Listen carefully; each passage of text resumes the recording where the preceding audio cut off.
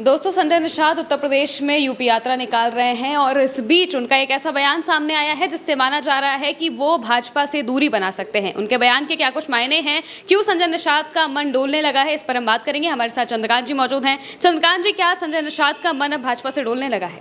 देखिए, संजय निषाद उत्तर प्रदेश की सरकार में मंत्री हैं और संजय निषाद अपनी यात्रा निकाल रहे हैं। ये यात्रा वो निकाल रहे हैं निषादों को जोड़ने के लिए। महिमा, आपको याद होगा हमने और आपने भी इस पर चर्चा की थी कि वो ऐसा कहते हैं कि 200 सीटों पर जो है वो निषाद समाज जो है वो प्रभावी है, वो चुनाव में जीत और हार तय करता है।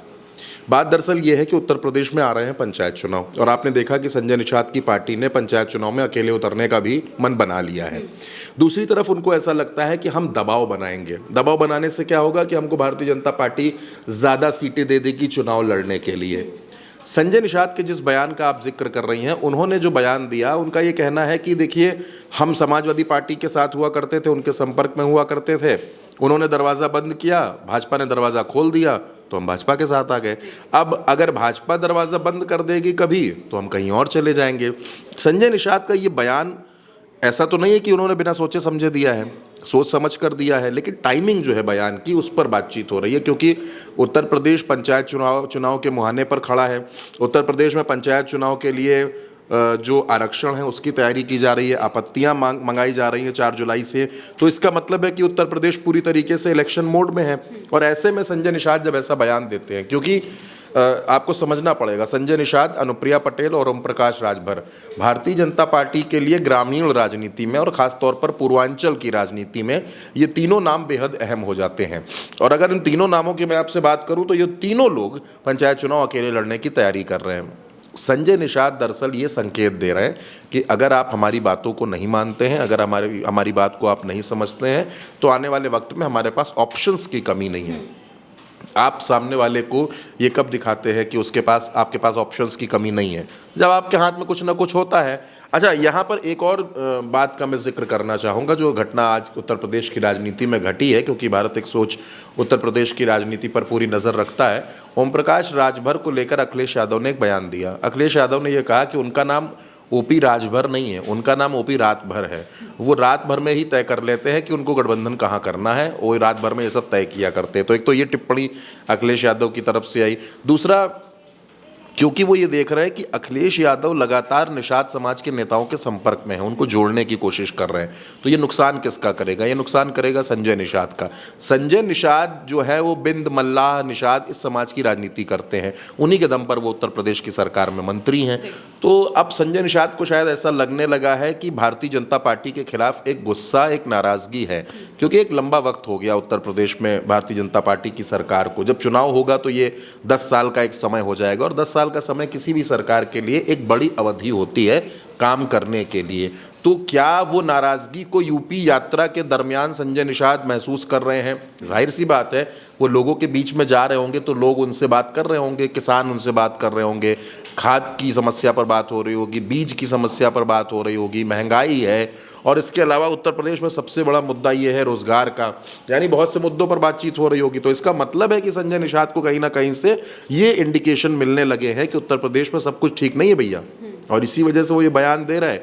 या फिर मैंने आपको बताया, या तो वो दबाव बना रहे हैं ताकि उनकी सीटें बढ़ जाएं, दूसरा ये है या तो वो अखिलेश यादव को दिखाना चाहते हैं कि देखिए, आप ये मत सोचिएगा कि हम इधर हैं, हमने अपना शटर उठा दिया है, हम बिल्कुल ओपन है, आप कभी भी आइए, बोली लगाइए और हमको अपने पाले में लेकर जाइए। तो संजय निषाद उसी तरीके की कुछ राजनीति करते हुए नजर आ रहे हैं। हालांकि संजय निषाद मंत्री हैं और आपने देखा होगा कि लोकसभा चुनाव में उनकी नाराजगी सामने आ गई थी, क्योंकि वो कुछ सीटें मांग रहे थे, वो सीटें उनको मिली नहीं थी। अब पूरी लड़ाई विधानसभा की है। आप क्या सोचती हैं कि विधानसभा चुनाव में संजय निषाद 10 सीटों पर मान जाएंगे, ओम प्रकाश राजभर 10 सीटों पर मान जाएंगे, या अनुप्रिया पटेल 10 सीटों पर मान जाएंगे? कतई नहीं मानेंगे। ज़्यादा सीटें ये लोग मांगेंगे, ज़्यादा सीटों पर ये लोग लड़ेंगे, क्योंकि इनको ऐसा लगता है कि अगर बीजेपी की सरकार बनती है तो हमारे बिना ना बने, यानी बहुमत का जो नंबर है उत्तर प्रदेश का, वो 202 का, वो हमको मिला करके हो। अभी क्या है, अभी बीजेपी अपने आप में बहुमत में खड़ी है, तो वो क्यों संजय निषाद का, ओम प्रकाश राजभर का, या अनुप्रिया का, या जयंत का इनका दबाव मानने की? कोई जरूरत नहीं है दबाव मानने की।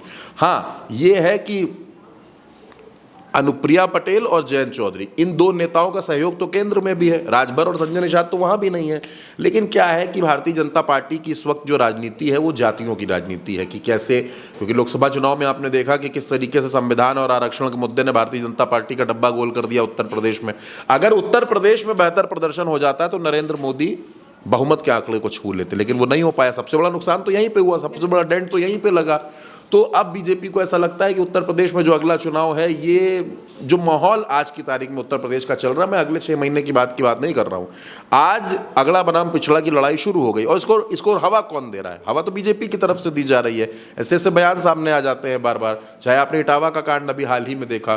तो मुझे ऐसा लगता है कि संजय निषाद शायद मौसम वैज्ञानिक हो गए हैं, हवा का रुख भांप रहे हैं, देख रहे हैं मौसम में नमी और कमी कितनी है, उसके हिसाब से वो फैसला लेना चाहते हैं और उसी के पहले वो संकेत दे देना चाहते हैं दोनों पक्ष को, भाजपा को भी सपा को भी, कि मैं क्या कर सकता हूं, क्या नहीं कर सकता हूं, आप तय कर लीजिए कि आप मुझसे क्या चाहते हैं। हालांकि संजय निषाद बहुत मंझे हुए नेता भी हैं, सियासत को बहुत बारीकी से समझते हैं, वो कोई भी कदम ऐसे नहीं उठाएंगे जब तक उनको मजबूत आश्वासन नहीं मिलेगा। और मुझे ऐसा लगता है कि संजय निषाद कहीं ना कहीं ये सोच रहे हैं कि अब उत्तर प्रदेश में उनको अपनी पार्टी के विस्तार के बारे में और ज़्यादा सीटों पर चुनाव लड़ने के बारे में सोचना पड़ेगा। तो ज़्यादा सीटें जो दे देगा हम उधर चले जाएंगे। राजनीति आजकल तो देखिए इन्वेस्टमेंट और रिटर्न वाला खेल है, आप जितना इन्वेस्टमेंट करेंगे उस हिसाब से आपको रिटर्न आएगा, मार्केट रिस्क इसमें अलग रहता है। तो राजनीति में आजकल यही सब चल रहा है और संजय निषाद भी वही सब सोच कर ही बयान दे रहे हैं, क्योंकि अपनी यात्रा में इस तरीके का बयान ऐसा नहीं है कि उनके मुंह से निकली हुई बात है जो निकल गई हुई। तो वही है जो बुलडोजर एक्शन पर भी सवाल उठा चुके हैं और अभी इटावा का जो प्रकरण चल रहा है उस पर भी उन्होंने सवाल खड़ा कर दिया है। तो संजय निषाद का मुझे ऐसा लगता है कि मन कुछ बदल रहा है, या उनको ऐसा लग रहा होगा कि हवा का रुख भांप लिया जाए, जहाँ मौसम सुहाना हो, हवाएं ठंडी हो, उधर ही की तरफ चला जाए। और ये सत्ता का चरित्र होता है, सत्ता में ऐसा होता रहता है। बिल्कुल। और संजय निषाद के इस बयान की अलग अलग चर्चाएं हो रही है, अलग अलग मायने निकाले जा रहे हैं। कहा जा रहा है कि वो बीजेपी से उनका मन डोलने लगा है और सपा को वो एक संकेत देना चाहते हैं। अब समाजवादी पार्टी और बीजेपी उनके इस बयान को किस तरह से लेती है, अपनी अपनी राजनीति किस तरह से करती है, ये हम आने वाले वक्त में जानेंगे। फिलहाल के लिए मेरे साथ इतना ही। आप देखते रहिए भारत एक सोच।